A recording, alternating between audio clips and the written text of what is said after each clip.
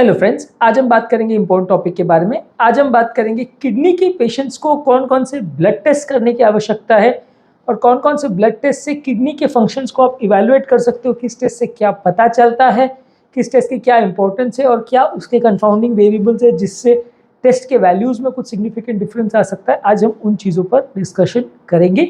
Kidney के patients के लिए टॉपिक काफ़ी ज़्यादा इंपॉर्टेंट है। टॉपिक पर जाने से पहले जो लोग हमारे चैनल पर नए हैं उन्हें रिक्वेस्ट करेंगे कि चैनल को सब्सक्राइब करें। ऐसा करने से चैनल को कंटिन्यू करने के लिए हमें इंस्पिरेशन मोटिवेशन मिलती है।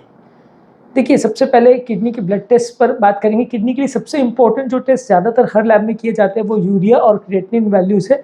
यूरिया, क्रिएटिनिन और इसके अलावा जो एस्टिमेटेड ग्लोमेरुलर फिल्ट्रेशन फ्रैक्शन या एस्टिमेटेड क्रिएटिनिन क्लियरेंस है, ये सारी चीज़ें भी ब्लड टेस्ट के बेसिस पे कैलकुलेट की जाती है। तो ये सारे इंपॉर्टेंट टेस्ट है जो किडनी वाले पेशेंट्स को हमेशा किया जाता है। एक एक करके इनको डिस्कस करेंगे।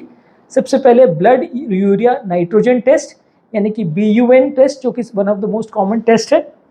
Blood urea nitrogen basically urea body में कितना है और कितना एक्सक्रीट हो रहा है, किडनी उसको कैसे निकाल रही है, कितना अमाउंट में निकाल रही है, उसको एसेस करने का टेस्ट है। यूरिया नॉर्मली एक बॉडी का टॉक्सिक प्रोडक्ट है जिसको अगर किडनी फंक्शन नॉर्मल हो तो एक्सक्रीट करते हैं। इसके जो वैल्यूज़ है, बॉडी में वाटर स्टेटस कैसा है, लिवर का फंक्शन कैसा है, प्रोटीन कितना है, बॉडी का मसल मास कितना है, ये सारी चीज़ों से भी इफेक्ट होता है। तो इसलिए ऐसा नहीं है कि यूरिया वैल्यूज़ अगर इतने से ऊपर आ गए तो हर पेशेंट में उसको अपनी किडनी का प्रॉब्लम मान लेंगे, ऐसा ज़रूरी नहीं है। नॉर्मल यूरिया की वैल्यू 7 to 20 मिलीग्राम्स पर डेसीलीटर से ज़्यादा होता है। इससे अगर ज़्यादा है ब्लड में अगर यूरिया तो मतलब किडनी प्रॉपर काम नहीं कर रही है, उससे ज़्यादा अमाउंट में टॉक्सिन को वो फिल्टर आउट नहीं कर पा रही है, तो उसको ख़राब माना जाएगा। तो वैसे केसेस में हमें फर्दर इवैल्यूएशन या टेस्ट की ज़रूरत पड़ सकती है किडनी के फंक्शन को देखने के लिए। तो ये आइसोलेटेड ऐसा नहीं है कि जिनका 20 के बदले 25 आ गया उसका किडनी फेल हो गया, ऐसा नहीं है। इसमें बहुत सारे पैरामीटर्स हैं जिनको देख के इसकी वैल्यूज़ को असेस करते हैं। इसी के अलावा क्रिएटिनिन वैल्यूज़ है। क्रिएटिनिन भी बेसिकली एक ब्लड टेस्ट है जो कि बॉडी में क्रिएटिनिन लेवल्स कितना है उसको असेस करता है। ये भी एक वेस्ट प्रोडक्ट है जो कि बॉडी बाहर निकालती है। जब मसल्स का ब्रेकडाउन होता है या बॉडी में प्रोटीन का ब्रेकडाउन होता है तो ये क्रिएटिनिन बनता है। ये वैल्यूज़ भी नॉर्मली 1 मिलीग्राम पर डेसीलीटर से कम रहना चाहिए। ज़्यादातर 0.6 to 1.2 के रेंज को अपन नॉर्मल मानते हैं और अडल्ट मैन में 0.6 to 1.2 है। अडल्ट फीमेल्स में 0.5 to 1.1 मिलीग्राम्स पर डेसीलीटर क्रिएटिनिन की वैल्यूज़ को नॉर्मल माना जाता है। इससे ज़्यादा अगर है तो उसे थोड़ा अबनॉर्मल माना जाता है। ये भी व्यक्ति की एज कितनी है, जेंडर यानी मेल से फीमेल के हिसाब से भी डिफ्रेंशिएट होता है। मसल मास कितना है, बॉडी का हाइड्रेशन लेवल कितना है, ये सारी चीज़ें भी इसको अफेक्ट करती है। बॉडी में प्रोटीन स्टेटस कितना है, कितना ज़्यादा डाइटरी प्रोटीन्स ले रहे हैं, उससे भी ये चीज़ें अफेक्ट होती है। तो ये आइसोलेटेड अपन सिर्फ क्रिएटिनिन 1.1 के बदले 1.2 या 1.5 हो गए तो किडनी फेल हो गए, ऐसा नहीं होता। उसको स्पेसिफिकली कितना वैल्यूज़ है और कितना ज़्यादा डिरेंज है उसके हिसाब से देखा जाता है। हालांकि creatinine values single most important test है जो किया जाता है किडनी के फंक्शन को असेसमेंट करने के लिए।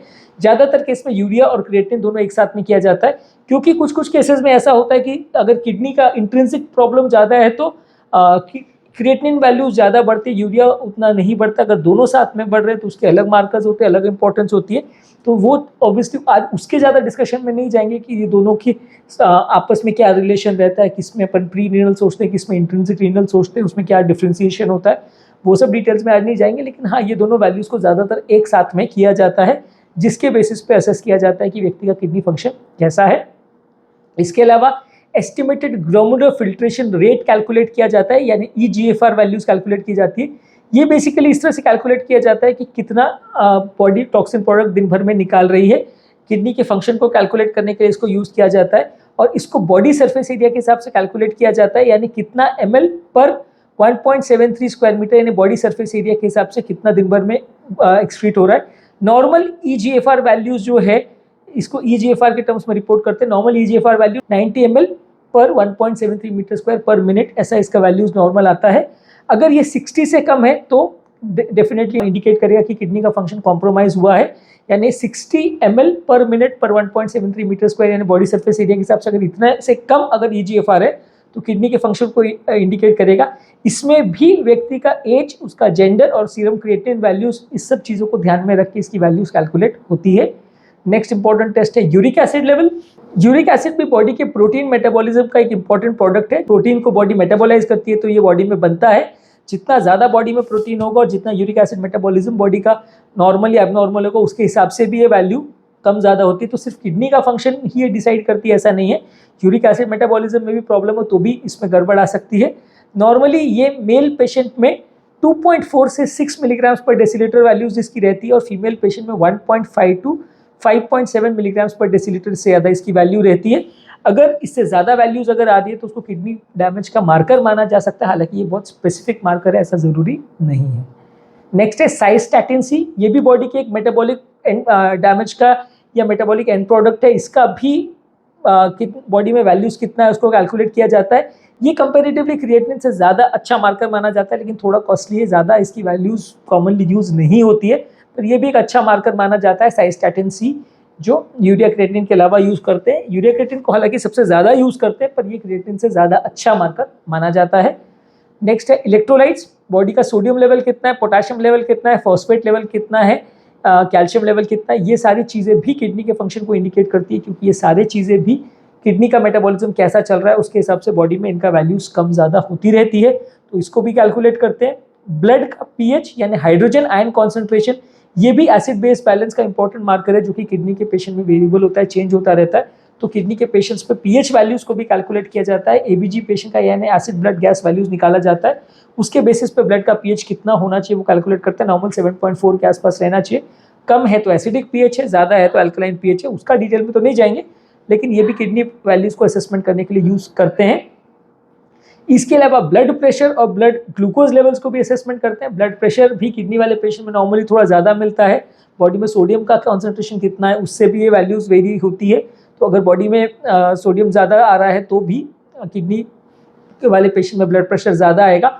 ब्लड प्रेशर भी अगर ज़्यादा है तो वो डायरेक्टली या इनडायरेक्टली इंडिकेट करेगा कि किडनी का प्रॉब्लम हो सकता है, क्योंकि ब्लड प्रेशर ज़्यादा होने से भी वो किडनी को डैमेज करता है और किडनी का डैमेज होने से भी ब्लड प्रेशर बढ़ता है। तो एक तरह से जैसे अंडे और मुर्गी वाला कॉन्सेप्ट चलता है कि एक चीज़ से दूसरा आता है, तो वो वैसे इसमें भी चलता है कि अगर बीपी बढ़ेगा तो किडनी डैमेज होगा और किडनी डैमेज होगा तो बीपी बढ़ेगा, तो एक विशियस साइकिल चलता रहता है।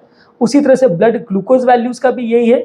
ब्लड ग्लूकोज वैल्यूज़ का भी ऐसा है कि जितना ज़्यादा ब्लड ग्लूकोज वैल्यूज़ रहेगा उस हिसाब से आपका ये भी एक मार्कर माना जाता है डायबिटीज़ का। जितना ज़्यादा ब्लड ग्लूकोज वैल्यू रहेगा उतना ज़्यादा किडनी का डैमेज हुआ ऐसा माना जा सकता है। हालांकि जब किडनी सडनली अगर डैमेज होती है और क्रिएटिनिन वैल्यूज़ बढ़ते हैं तो बॉडी का इंसुलिन मेटाबॉलिज्म भी इफेक्ट होता है, तो वैसे में सडनली शुगर ड्रॉप भी होता है।